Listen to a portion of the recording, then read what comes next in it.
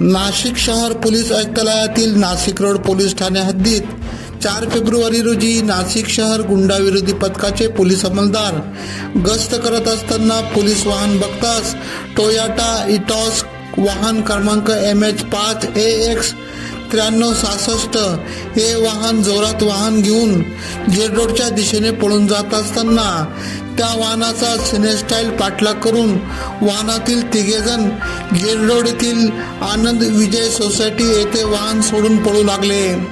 गुंडा विरोधी पथकातील पोलीस अंमलदारांनी पाठलाग करून त्या तिघांपैकी दोघांना झडप घालून पकडले असता तर तिसरा हा विजय आनंद फ्लॅटच्या बाल्कनीमध्ये लपून बसला.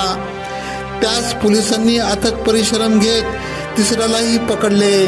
अधिक चौकशी केली असता मारुती वाल्मिक घोरपडे उर्फ मारी वय 24 राहणार देवळली गाव सुंदरनगर नाशिक रोड, दुसरा वैभव गजानन उबाळे वय 21 राहणार आरिंगळमळा 1 लहरा रोड मोहिते पार्क हॉटेल मागे नाशिक रोड, तर तिसरा विधी संघर्षित बालक असे नाव समजले.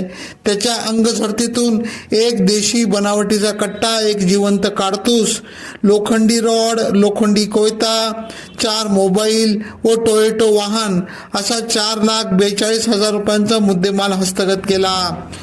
मारुती वाल्मिक घोरपडे याच्यावर दरोडा, जीवे ठार मारण्यासारखे गुन्हे आडगाव उपनगर पोलीस ठाण्यात दाखल असून हा सराईत गेल्या अनेक दिवसांपासून फरार होता.